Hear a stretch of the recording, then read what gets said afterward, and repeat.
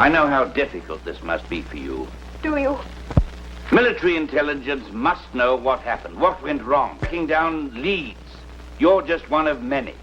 How did the enemy know exactly where and exactly what time the raid was to take place? Do you believe I'm a spy or something? Certainly not. But how can I believe this? It's the truth. I'm not a mental case, you know. It happened just as I said it happened. It was not an hallucination.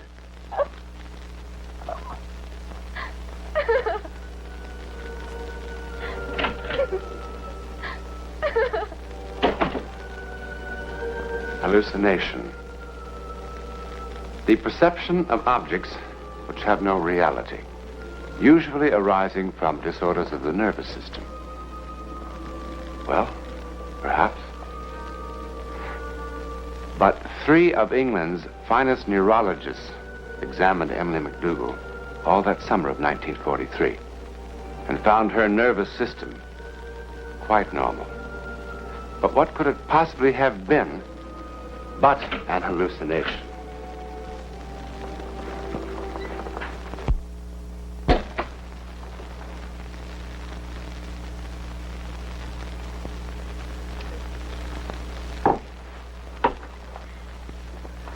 Mrs. McDougall, let us discuss some of the minor points of your statement. About this girl, Anne. So now Anne's an enemy agent, too, Well, she happens to be from Omaha, Nebraska, which I understand is still in Allied hands. Mrs. McDougall, we lost almost 6,000 men in that raid. Sorry. Now, tell me about Anne.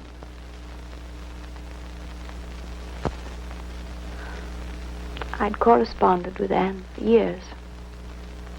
One of those pen pal things that start in school and just go on and on. Finally, she was able to afford a European holiday. And in May of 1939, I rented a little house in France, near Loise. Beautiful little house. Not 100 yards from the sea.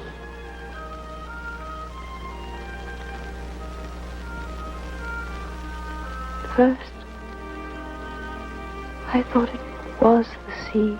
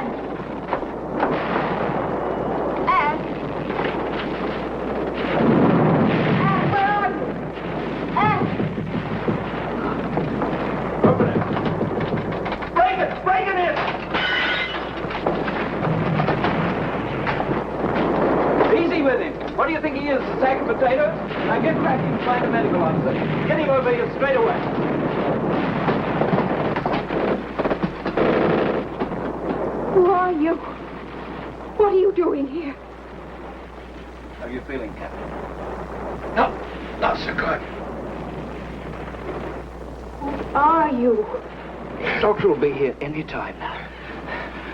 Shot for the pain, then back to the ship and a proper hospital. You'll be in top shape in no time at all.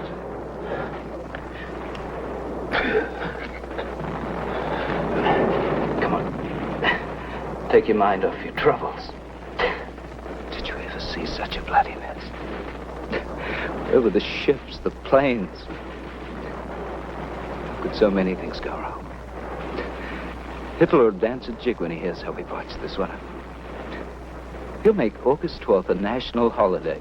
Free beer and pretzels for everyone. Hang on.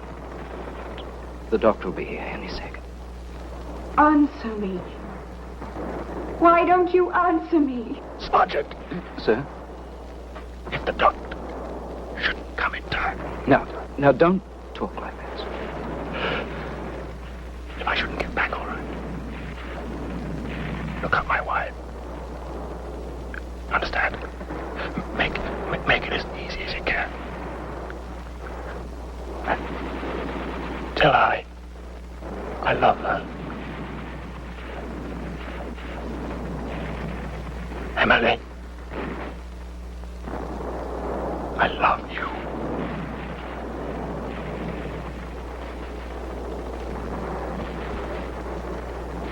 Emily, I love you.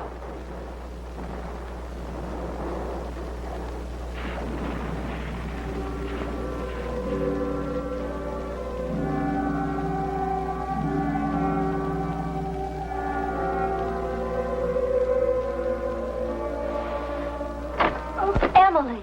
Emily! Stop it! Stop it! What's the matter, darling? Everything's all right? Oh, come on now, calm down. Did you have a bad dream? Oh, it's only thunder, dear. There goes our picnic. It's an awful dream. There was a battle. And they brought this man in. And he was so badly hurt. And as he was dying, he called my name. Emily, I love you. Darling, I thought a librarian was just supposed to dust the books, not read them. The hero dying in battle with the name of his beloved on his lips, just like a romantic novel. It's not funny. But it was only a dream. Didn't seem like a dream. Dreams never do. Now look, we only have a few days left in France and we're going to have fun. You'll be back in that musty library soon enough. Didn't seem like a dream. Now you go back to sleep, darling.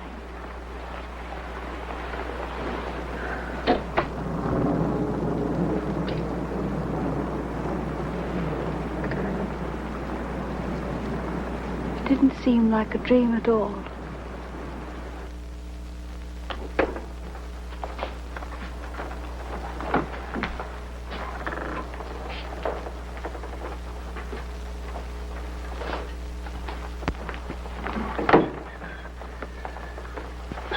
I'm sorry. 8 books are the maximum. But I need every one of them. And 10 more beside, to tell the truth. I'm sorry. But don't keep saying you're sorry. I need the books. I'm sorry. What is it?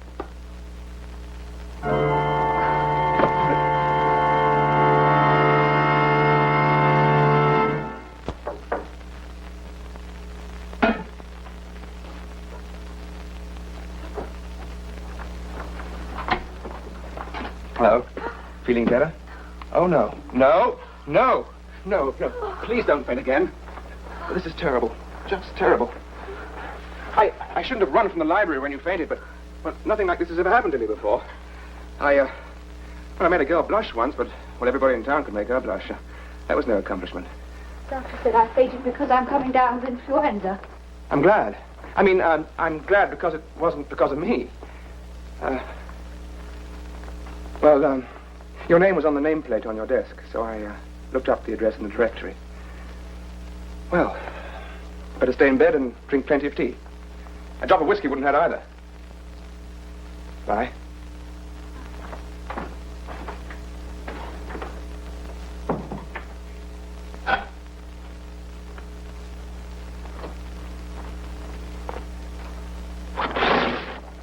Sir, I'm terribly confused. Oh?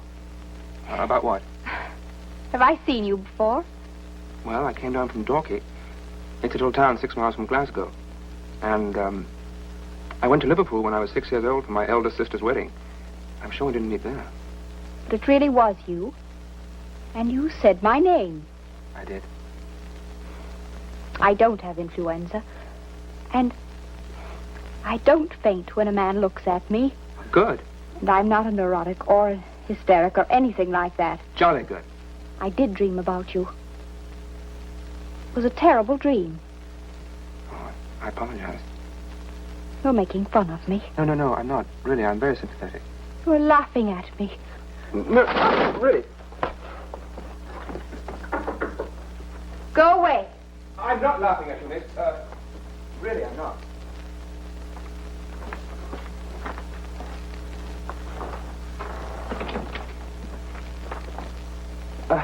You see, I'm a bit confused, too.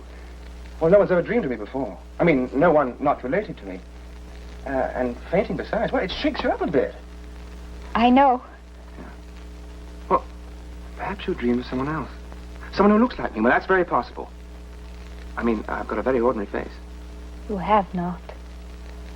You've a marvelous face.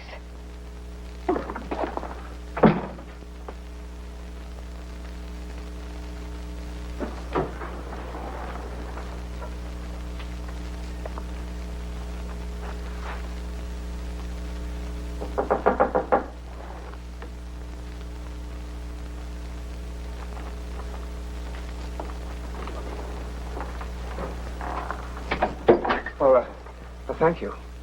But I really haven't, you know. My ears are monstrous, and my eyes don't match. The left one's just a wee bit cockeyed. And, oh yes, I have extremely weak chin. It's a family characteristic. Won't you have some tea? Oh, yes. I'd love to. You know, we talk like characters in one of those silly comedies where the audience laughs and eats chocolates and everyone knows it's going to turn out all right. But it doesn't turn out all right. No. Oh, no. A creature had a dream. Ate a bit of cheese before dozing off and had a dream. So it can't be. Huh. What nonsense. How do we know it's nonsense? How do we know it isn't? Some of it is true. In the dream, I married you. And now you've asked me. Don't you see? And if in real life we don't marry, is that how we somehow defeat fate? You're making fun of me. All right. I was badly wounded. You were dying. How do you know? Did you see me die? No, not exactly. Do you know I haven't had one single childhood disease? Not even the measles? What makes it so sure I'm going to die that easily? How do you know I won't die in my own bed at the age of 97, surrounded by 6 generations of loved ones? Oh, Harry! No! We're not going to meet tomorrow night or the night after or ever. I'm all through batting my head against the stone wall of your superstitious mumbo-jumbo. For the future, I wish you nothing but pleasant dreams.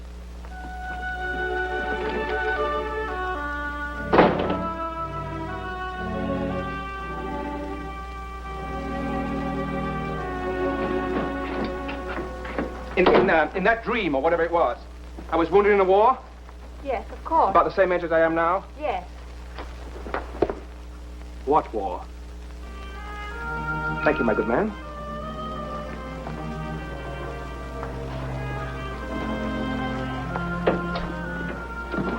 Marry me. All right.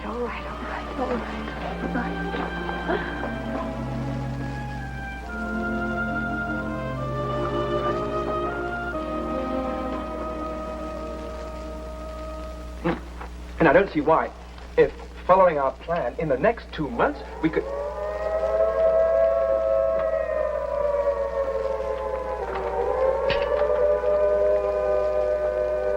It's nothing to worry about. Just an alert. First day of war is always the worst.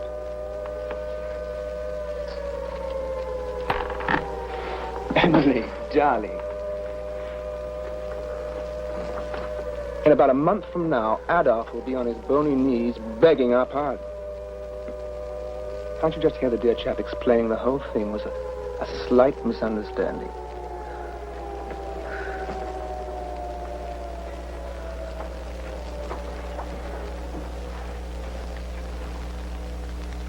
Look, if you're at all worried, we'll go down to the basement. I suppose it is safer down there. We're safe here. Well, of course we are. Doesn't happen here. It happens near Pointe-Loise, in France. Emily.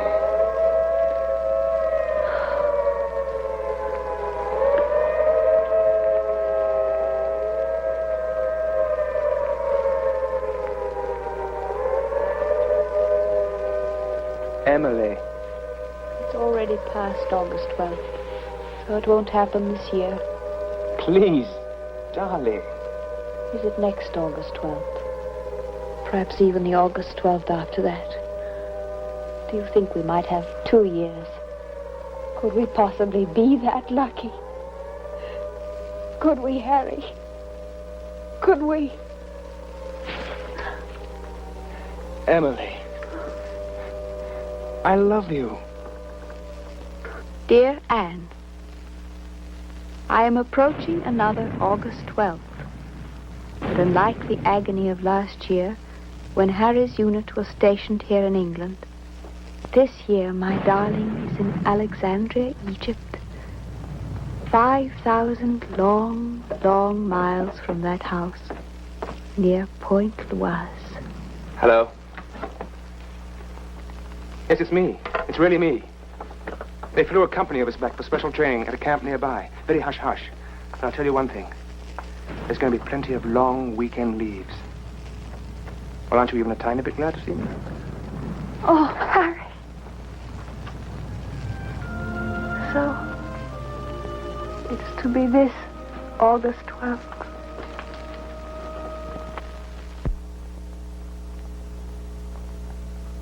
Harry? Harry? Yes, I'm right here.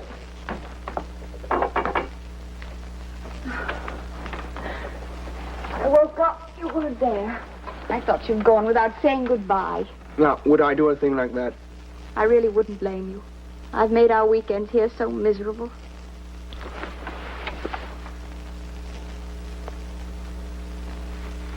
Why are you up so early? Oh, couldn't sleep. Why? No reason? How long have you been awake? I don't know. It's almost 5. I'd best start breakfast. Emily, Yes? you know, in that dream of yours, I was a captain, wasn't I? That's right. Thank heaven you're just a lieutenant.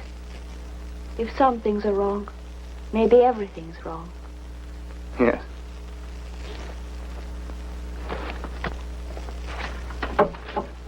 Also, where was that landing to take place again? Oh, now, don't look so serious. What is it, Harry? Nothing. Well, after all, it's such a spectacular dream, I like to check up on it from time to time. Just to keep the facts straight. You know the dream as well as I. You know it's Pointe-Loise. We're going to land in Norway. What? Somewhere near Bergen. Darling. Sometime in November.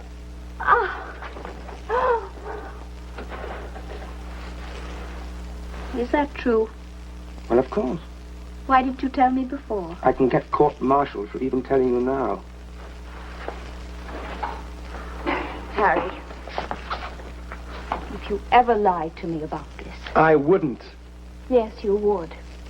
All right. On some distant August 12th, when GHQ says, off to Pointe-Loise, boys, I shall instantly phone you and say, guess what? What good would that do? If you didn't tell me the truth, I'd never forgive you. Even if my dream were insane, and you came back, or if you die of your wounds. Until I died, I wouldn't forgive you. Forgive me for what? Sparing you senseless worry? Denying us one honest moment before we said goodbye. Why, you sentimental little... I mean it, Harry.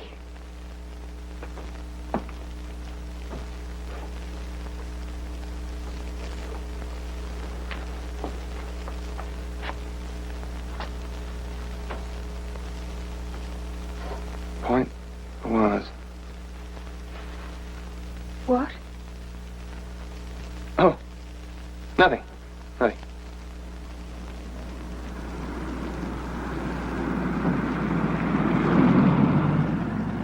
We're almost there. Harry, instead of staying at home, next Friday, why don't we drive down to Henley-on-the-Thames and have a picnic? Harry, Yes, darling? did you hear what I said? Oh, yes, darling. What is it, Harry? You meant what you said before, didn't you? About what? That if I lied to you, you would never forgive me. Well, it's going to be in newspapers anyhow afterwards, so... And you're such an unpredictable little character, you might actually hate me for the rest of your life. It is France. And we are landing August 12th. But I'll come back to you, Emily. I will. No, no, no!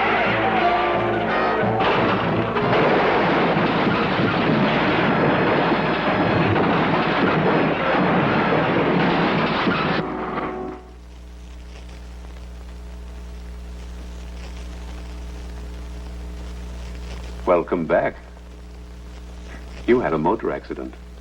You're in St. Martin's Hospital. Was my husband hurt? Just a few scratches, that's all. Now, you must try and get some rest. It's been quite an ordeal. You know, you've been unconscious for almost a week. What day is this? Tuesday, I mean the date. August the 17th. Doctor, will you please tell this soldier that it's pointless to sit in the hall day after day? Harry, darling, you told me they couldn't kill you so easily. You were right.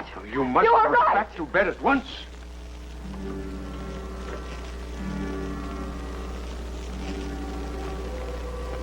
Harry's dead, isn't he?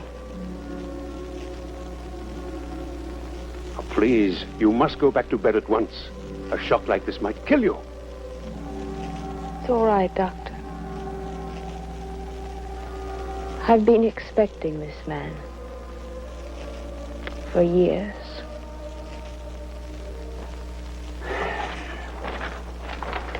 And you expect me to believe that the knowledge of this raid was a dream, an accident in time? Believe what you wish. Mrs. MacDougall, I deal in facts. And the only fact I have is that you were in hospital, unconscious, in a delirium.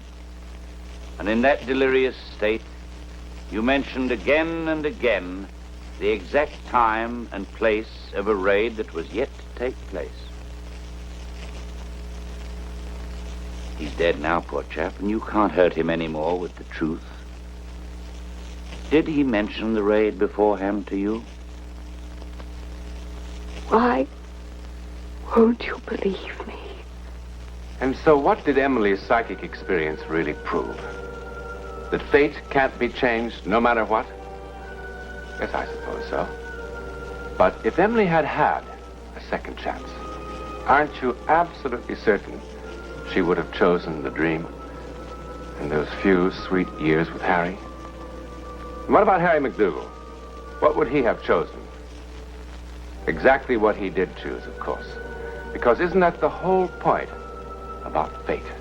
That given any number of second chances, they would always have done exactly what they did do. It would still and always end exactly the same way. Next week, and every week, we'll be bringing you the personal records of the rarest kind of human experience. Man's adventure in the world of the unknown. That mysterious psychic world beyond our five senses. This is your invitation to take with us that astonishing one step beyond.